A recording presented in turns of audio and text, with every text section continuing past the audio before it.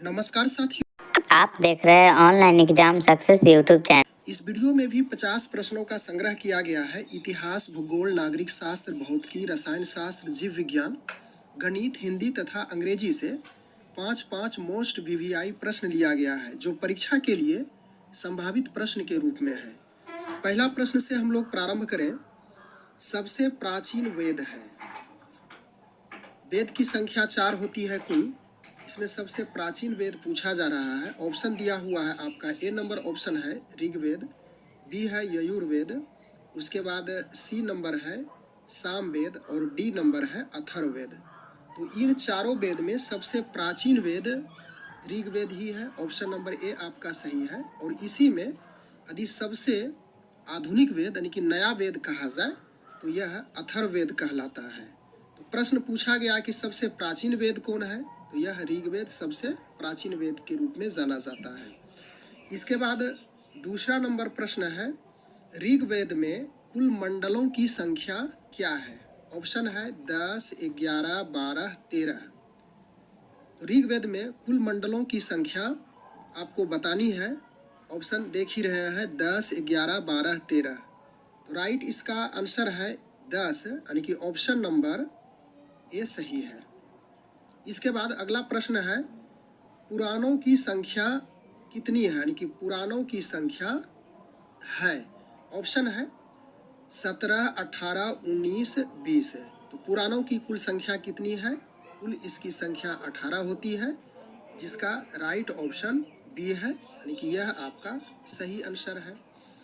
इसके बाद अगला प्रश्न चौथा नंबर, सबसे प्राचीन पुराण है यानी सबसे प्राचीन पुराण क्या है।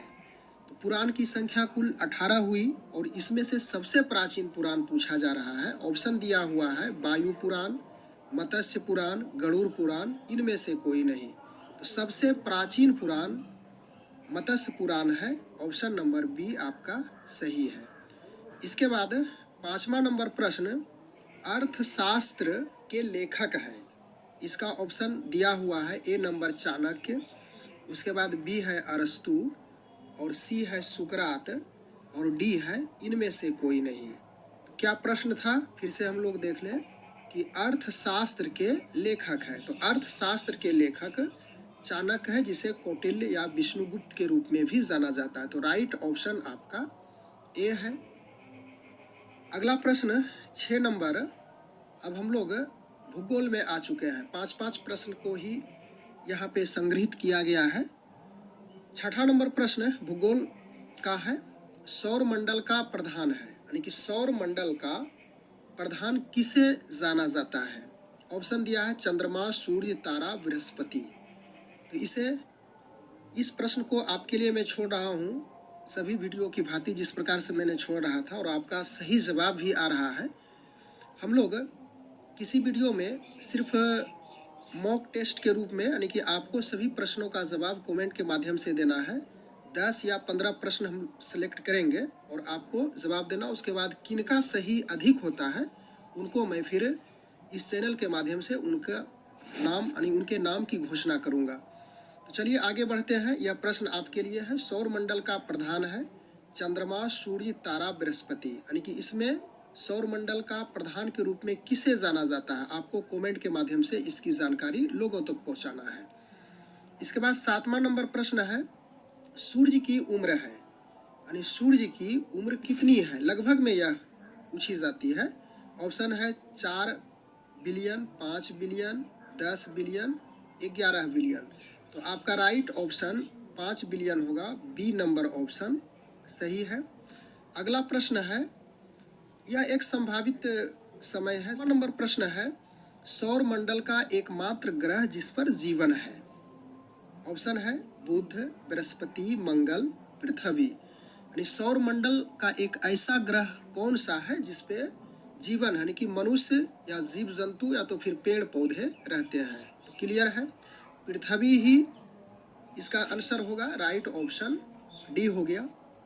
अगला प्रश्न 9 नंबर में हम लोग आ चुके हैं। पृथ्वी का कुल भाग का कितना प्रतिशत जल है। 70%, 29%। इसके बाद 2 ऑप्शन नीचे दिया हुआ है, 71% और 55%। तो जल का कितना प्रतिशत है इसे आपको बताना है। तो जल 71% है, राइट ऑप्शन सी होगा। इसके बाद 10 नंबर प्रश्न, जीवाश्म ग्रह कहा जाता है, यानी कि जीवाश्म ग्रह किसे कहा जाता है? ऑप्शन है पृथ्वी, चंद्रमा, बुध, इनमें से कोई नहीं। तो इसका राइट ऑप्शन बी है, यानी कि जीवाश्म ग्रह चंद्रमा को कहा जाता है। तो बी नंबर सही है। अगला प्रश्न है 11 नंबर। हम लोग भारतीय संविधान में आ चुके हैं। 11 नंबर प्रश्न काफी महत्वपूर्ण है। संविधान के निर्माण में कितना समय लगा? ऑप्शन दिया हुआ है 2 वर्ष 11 महीना 18 दिन, 3 वर्ष 11 महीना 18 दिन, 4 वर्ष 11 महीना 18 दिन, 5 वर्ष 11 महीना 18 दिन। तो संविधान के निर्माण में 2 वर्ष 11 महीना और 18 दिन लगा है। तो इसका ए ऑप्शन सही है, यानी कि ए ऑप्शन सही है 11 नंबर प्रश्न का। इसके बाद अगला प्रश्न हम लोग 12 में आ चुके हैं। संविधान संशोधन की प्रक्रिया का प्रावधान दिया गया, यानी संविधान में संशोधन की जो प्रक्रियाएं हैं, संशोधन करने की जो बात कही जाती है, तो कहाँ से लिया गया है? ऑप्शन है रूस से, दक्षिण अफ्रीका से, कनाडा से, जर्मनी से। तो संविधान में संशोधन की प्रक्रियाएं दक्षिण अफ्रीका के संविधान से लिया गया है। ऑप्शन आपका बी सही है। 13 नंबर प्रश्न है, संसद के कितने सदन हैं? संसद के कितने सदन हैं? A number option Lok Sabha, Rajya Sabha. 2 option नीचे दिया हुआ है, इसको हम लोग देख लेते हैं। दोनों, उसके बाद डी है, इनमें से कोई नहीं। तो संसद के 2 सदन होते हैं, लोकसभा और राज्यसभा, इसलिए आपका राइट आंसर सी होगा। अगला प्रश्न, राज्यसभा के सदस्यों की अधिकतम संख्या कितनी होती है? 200, 250, 300, 350। तो राज्यसभा के सदस्यों की अधिकतम संख्या 250 होती है, राइट ऑप्शन बी है। अगला प्रश्न 15 नंबर, भारत का प्रथम नागरिक कहलाता है, यानी भारत का प्रथम नागरिक कौन कहलाता है? प्रधानमंत्री, राष्ट्रपति, मुख्यमंत्री, राज्यपाल। तो भारत का प्रथम नागरिक राष्ट्रपति कहलाता है, ऑप्शन बी से होगा। हिंदी यहाँ से प्रारंभ करेंगे। 36 नंबर प्रश्न में आ चुके हैं। 9, 2, 11 होना मुहावरा का क्या अर्थ है? यह पूछा गया है। ऑप्शन यहाँ पे दिया हुआ है। 9, 2 का योगफल सूचित करना, भाग जाना, चुप रहना, बैठे रहना। यह काफी पॉपुलर फेमस मुहावरा है। यह हो जाएगा भाग जाना। ऑप्शन नंबर बी सही है। 9, 2, 11 मतलब भाग जाना। इसके बाद 37 नंबर प्रश्न है, चौराहा कौन सा समास है? चौराहा, माने 4 राहों का समूह, चौराहा। ऑप्शन है तत्पुरुष समास, द्विगु समास, द्वंद्व समास, बहुब्रीहि समास। तो यह द्विगु समास हो जाएगा, ऑप्शन नंबर बी। चौराहा, 4 राहों का समूह, संख्या सूचित हो रही है। अगला प्रश्न है 38 नंबर, किताब टेबल पर है, यहाँ पे में कौन सा कारक प्रयुक्त हुआ है? किताब टेबल पर, इसको देखिए, पर है कारक, तो यह कौन सा कारक है? संबंध कारक, अधिकरण कारक, अपादान कारक, कर्ता कारक। तो अधिकरण संबंध का के की होता है, अधिकरण में पर होता है, तो यही कारक अधिकरण में पर, यही कारक है। ऑप्शन नंबर बी आपका सही है। इसके बाद 39 नंबर में हम लोग आ चुके हैं। हर्ष का विलोम शब्द, यानी कि उल्टा शब्द पूछा गया हर्ष का। तो ऑप्शन है खुशी, विषाद, दुख, इनमें से कोई नहीं। तो विषाद इसका राइट आंसर होगा। अगला प्रश्न है 40 नंबर, पेड़ से पत्ते गिरते हैं में कौन सा कारक है? तो यह पेड़ से पत्ते, यानी कि पेड़ से पत्ते का जुदाई हो रहा है, तो कौन सा कारक है? आपादान कारक, संबंध बोधक कारक, संबोधन, अधिकरण। तो आपादान कारक यह है, यानी कि जुदाई हो रहा है आपादान से। अगला प्रश्न है 41 नंबर, यहाँ से गणित प्रारंभ होगा। समांतर श्रेणी है, यानी कि एपी में अर्थमेटिक प्रोग्रेशन में पूछा जा रहा है कौन सा है? तो 2, 4, 6, 1 2 3 4 8 1 6 इनमें से सभी। तो देखिए एपी समांतर श्रेणी में क्रम समानांतर होना चाहिए, यानी क्रम बराबर होना चाहिए। तो इसको देखिए 2 4 6, 2 में 2 जुटा तब 4 हो गया, 4 में फिर 2 जुटा तो 6 हो गया। इसलिए आपका राइट ऑप्शन ए है, या समांतर श्रेणी में है।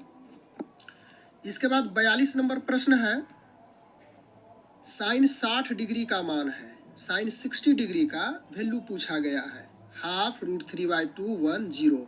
तो साइन 60 का मान √3/2 होता है। राइट ऑप्शन आपका बी हो जाएगा। इसके बाद अगला प्रश्न है, किसी संभव घटना की प्रायिकता होती है। किसी संभव घटना की प्रायिकता, प्रोबेबिलिटी से यह हिसाब है, यानी प्रायिकता से, संभाविता से। 1 2 3 0। तो किसी संभव घटना की प्रायिकता 1 होती है, 1 से अधिक नहीं होती है। तो ऑप्शन ए आपका सही है। इसके बाद 44 नंबर प्रश्न, 2√3 कौन सी संख्या है? परिमेय, अपरिमेय, वास्तविक संख्या सभी। तो इसमें देखिए रूट लगा हुआ है, √3 है, तो यह अपरिमेय संख्या हो गई। ध्यान रखिएगा कि जो ही रूट कहीं पे मिले और उसका वर्गमूल ना हो, रूट में ही रहे, तो वह अपरिमेय संख्या हो जाती है। इसके बाद अगला नंबर प्रश्न 45 नंबर, 2 4 6 4 2 4 का बहुलक है। तो कौन सी संख्या अधिक बार प्रयोग की गई है? इसको देख लीजिए, 2 बार आया है, लेकिन 4 3 बार प्रयोग किया गया है। तो यह 4 यानी कि बी नंबर ऑप्शन आपका सही है।